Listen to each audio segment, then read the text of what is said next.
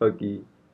Et on va parler des équations trigonométriques. C'est sur la chaîne de Riga Cognition, hein. Ok.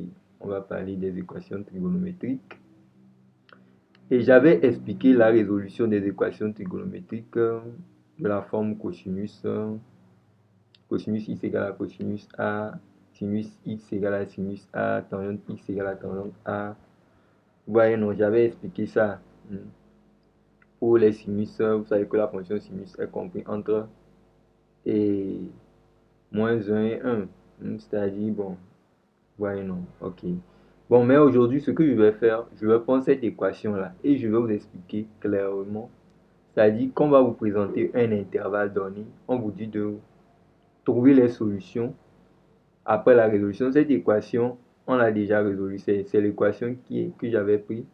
Cosinus x égale cosinus x plus racine carrée de 2. Racine carrée de 3 sur 2 égale à 0. Et cette équation, ça équivaut à quoi? Et c'est que ça équivaut à cosinus x égale à moins racine carrée de 3 sur 2. Et on avait résolu ça.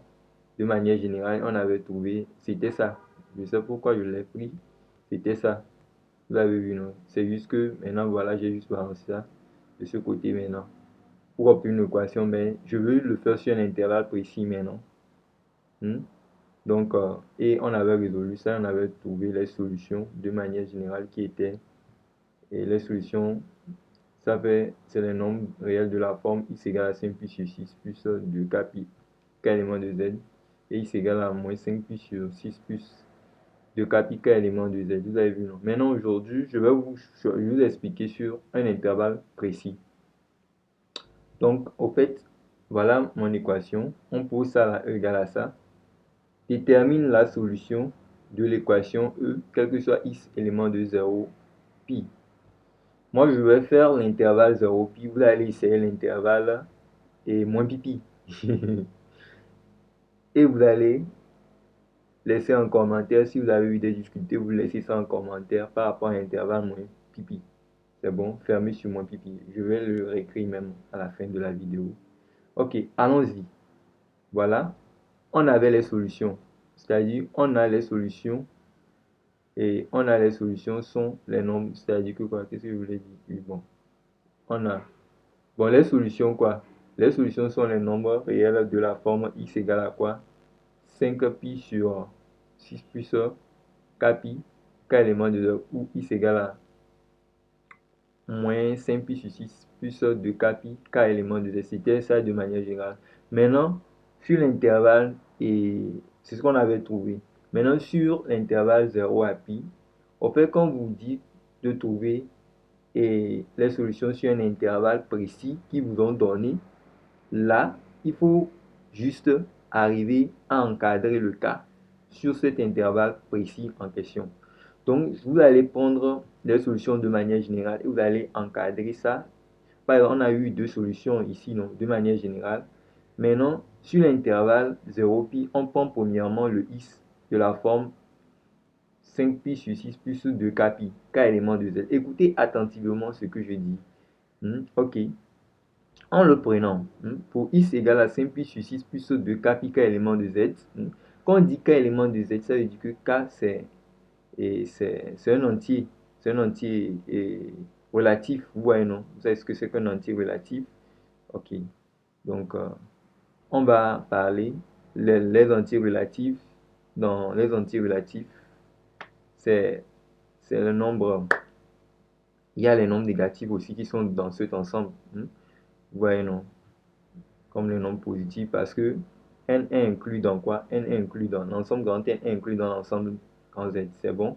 On évolue. Suivez-moi bien. Donc, en prenant d'abord x élément de ceci, x élément de. Maintenant, vous dites x élément de 0 à pi, ça signifie que quoi? Ça veut dire que maintenant, le x là, votre x en question, le x qui est 5 pi sur. C'est-à-dire qu'on dit x élément de 0 à pi, ça veut dire que 0 est inférieur ou égal à x, inférieur ou égal à pi. J'ai dit ça d'une manière verbale. La représentation de cet intervalle est, c'est-à-dire, si on veut le représenter, si on veut les réécrire d'une autre manière, c'est ce qu'on peut dire. On va dire que x élément de 0 à pi, ça signifie que 0 inférieur ou égal à x, inférieur ou égal à pi. Or, notre i, ça fait 5 pi sur 6 plus 2k pi, k élément de z, c'est bon. Donc, ça veut dire que rapidement, ceci là, ça signifie que 0 inférieur égal à 5 pi sur 6 plus 2k pi inférieur égal à pi, c'est bon. L'objectif c'est quoi? On cherche les valeurs possibles de k élément de z sur 0 à 0 pi, l'intervalle 0 à pi, pour trouver les valeurs des x pour chaque k trouvé, c'est bon. C'est-à-dire le cas concret qu'on a trouvé, si le cas donne 0, ou bien le cas donne 1, ou bien le cas donne moins 1, on le prend en question, c'est bon. On le prend et on va trouver la valeur du x qui est dans l'intervalle en cet instant. Donc j'encadre rapidement sans réfléchir. Je dis x, élément de 0 à pi, ça implique quoi? Bon, quand vous avez une inégalité, le fait d'ajouter membre à membre, ça ne change rien. C'est-à-dire que quoi, si j'ajoute moins 5 ici, moins 5 ici, moins 5 ici, partout, dans chaque membre, ça ne change rien. Si j'ajoute plus 5 ici, plus 5 ici, plus 5 ici, plus 5, et plus 5 ici, plus 5 ici aussi, ça n'ajoute rien. Donc ici, je fais quoi? Bien moins. Donc ça ne change rien. C'est-à-dire que quoi? Donc ici, j'ai 5 pi sur 6. Je préfère rajouter moins 5 pi sur 6 parce que l'objectif c'est de trouver le cas. Regardez la façon dont j'encadre le truc. Ok. Donc, donc ici, il y a 5 pi sur 6, donc je dois faire disparaître d'abord le 5 pi sur 6. Donc, il faut que j'ajoute moins 5 pi sur 6 pour que j'ai 5 pi sur 6. Vous avez vu, 5 pi sur 6 moins 5 pi sur 6. Donc, j'ajoute membre à membre moins 5 pi sur 6. Donc, moins, ça fait 0 moins 5 pi sur 6. Maintenant, il y a 5 pi sur 6 moins 5 pi sur 6 ici. Maintenant, de l'autre, ça fait pi moins 5 pi sur 6. Vous êtes d'accord, c'est clair?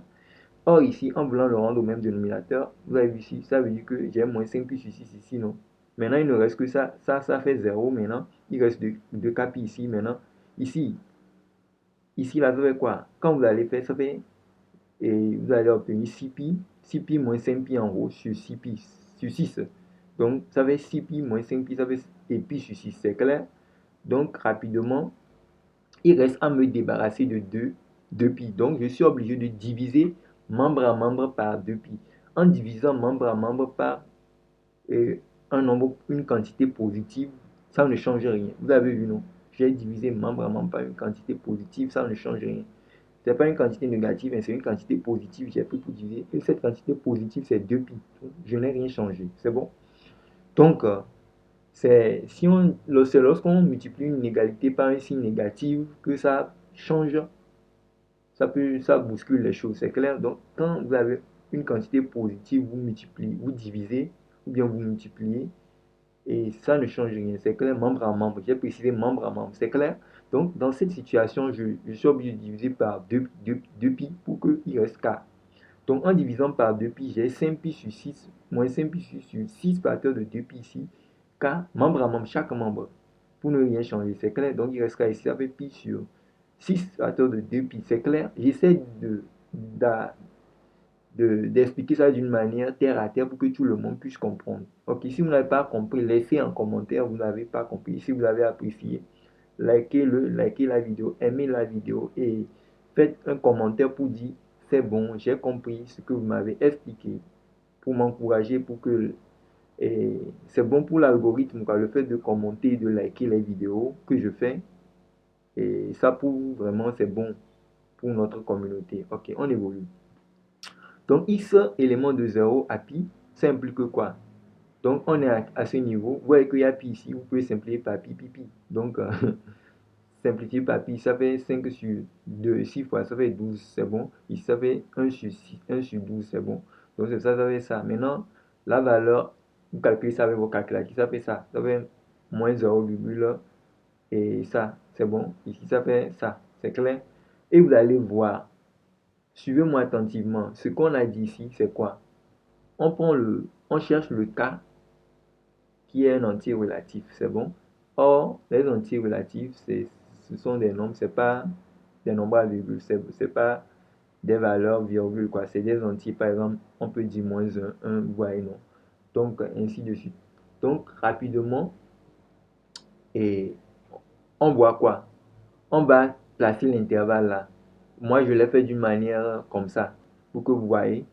Quand vous avez moins 0,4 et vous avez 0, il y a 0, moins 0,4 est négatif, donc c'est ça que j'aime ici. Entre moins 0,4 et 0,08 et 0,83, il y a 0, c'est ça. Vous voyez, 0 est dedans. Donc, ça veut dire que le seul entier qui est dedans, c'est 0. À part l'entier 0, on ne peut pas trouver un autre entier qui est dans cet intervalle. C'est bon? Donc, ça veut dire que comme k élément de z, c'est bon. Ça veut dire que le k ne peut prendre que la valeur 0, l'entier possible. S'il y avait un qu'on avait trouvé dans l'entier là, à part le 0, on allait dire que donc là, deux valeurs qui est 0 et 1. Et on va donner les valeurs de k. Et maintenant, si k égale à 0, tu vas ici. Regardez, je vais vous expliquer pourquoi ça fait 5 pi sur 6. Suivez bien attentivement. Je sais pourquoi je fais comme ça. Ça veut dire que, ça veut dire que vous mettez k, ça fait 5 pi sur 6 plus 2 facteurs de 0 pi. Or, 2 fois 0, ça fait 0. Et maintenant, il ne reste que 5 pi sur 6, c'est clair? Donc, j'espère que vous avez compris. Donc, pour le second, vous allez appuyer sur pause, vous allez essayer ça, puis vous allez voir le résultat. C'est clair? Je compte sur vous pour le trouver avec l'explication que j'ai donnée. Ok. Maintenant, pour x égale à moins 5 pi sur 6 plus 2k pi, c'est bon? K élément de 7, c'est bon? Et maintenant, on voit clairement que quoi? On fait le même scénario. Tout d'abord, x élément de 0 à pi, ça fait ce qui implique que 0 inférieur égal à pi moins 5 pi sur 6 plus 2k pi, k élément de z inférieur égal à pi, c'est bon. On voit que c'est compris entre 0 et pi, c'est clair. On va encore faire le même jeu, c'est le même scénario. Suivez-moi bien donc. Je suis obligé, il y a moins 5 pi, je dois faire disparaître ceci. L'objectif c'est de libérer pour que j'ai seulement que k là-bas qui est compris entre deux choses. Donc, toujours, si vous faites de la manière que j'ai fait là, ça va marcher toujours. Donc, premièrement, il y a moins 5 pi sur 6. Donc, il faudrait que je fasse plus 5 pi sur 6 pour que ça disparaisse. Donc, quand je fais plus 5 pi sur 6, ça va partir. Plus ici, ça là, je suis allé directement. Regardez, en réalité, ça fait d'abord ici, de ce côté, dénominateur commun 6. Donc, ça fait 6 pi moins 6 plus, ça fait 11 pi sur 6, c'est bon. Ça fait 11 pi sur 6 de ce côté. Je vais bien faire, vous allez voir. Ça fait 11 pi sur 6 ici, c'est clair? Donc, maintenant ici, donc je vais diviser par 2k. C'est-à-dire que je vais diviser par 2 pi encore. Parce que ceci, par il reste 2. Pour que j'obtienne k. Et comme je l'ai fait précédemment, c'est bon. Donc, en divisant par 2 pi, c'est ça, j'ai fait. Or, j'avais 11 pi sur 6 ici. Donc, ça fait 11 pi sur 6 fois 2 pi, c'est bon. 2 pi au dénominateur, c'est clair. Parce que je divise membre à membre par 2 pi. Et allez revoir ce que j'ai fait comme explication tout-dessus pour être correctement dans le bain ici. Donc, finalement, je fais encore la même chose et j'obtiens 5 sur 12 ici. Et regardez ce qui se passe, ce qui va se passer. Suivez bien, suivez-moi bien. Donc, je vais évoluer. Suivez attentivement. C'est ce qu'on vient de voir, non? Donc, je vais donner la valeur. Je vais écrire ça comme ça. C'est bon. Ça veut dire que c'est ça. C'est que le cas, il est compris entre ça et ça. C'est bon. Après calcul avec calculatrice. C'est bon. Donc, finalement, qu'est-ce que je vais dire? Ça veut dire que c'est... Regardez, je vais faire une représentation pour que vous puissiez bien comprendre. Encore la même chose. Vous voyez? Voilà l'intervalle que j'ai dessiné. 0,4, 0,91, c'est bon. Or, 0 me met à l'extérieur, vous avez vu, non? On est sur l'intervalle 0, 0 pi, mais 0, et c'est-à-dire que notre cas là, c'est là où il est, dans cet intervalle. Or, il n'y a même pas un entier, ici là, entre 0,4 et 0,91, il n'y a pas un entier. Un entier, c'est 1, 2, moins 2, et il n'y a pas un entier, quoi. Parce que vous savez que n est inclus dans quoi? N est inclus dans z. Donc, s'il y a 1, 1 peut être dans z, c'est bon. Moins 1 peut être dans z, vous voyez déjà, non? Ok. C'est juste des entiers. Or, ici, il n'y a aucun entier. C'est bon, un entier qui n'aime. C'est bon, il n'y a aucun entier. Donc, qu'est-ce qu'on va dire maintenant? Qu'est-ce qu'on peut dire là-bas? Suivez bien. Or que quoi? K élément de z, c'est ce que je disais. Comme K élément de z, d'où l'entier K n'existe pas. Sur ce parcours, l'entier K n'existe pas. Et qu'est-ce que je peux dire? Qu'est-ce que je peux dire là-bas? Donc, suivez-moi bien. C'est ça. K n'existe pas pour. K n'existe pas pour. Je vais bien rédiger le reste. Puis je vais... C'est-à-dire que le K n'existe pas pour ça. Je vais... Suivez-moi bien. C'est-à-dire que le K n'existe pas pour... K n'existe pas pour X égale à ça. Moins 5 pi sur 6 plus de K pi. C'est bon? Donc, la seule solution qu'on a trouvée, c'est unique. Conclusion, X égale à 5 pi sur 6 est l'unique solution de E, quel que soit X élément de 0. J'espère bien que vous avez bien compris, vous avez apprécié et toujours likez la vidéo, partagez-le à vos amis.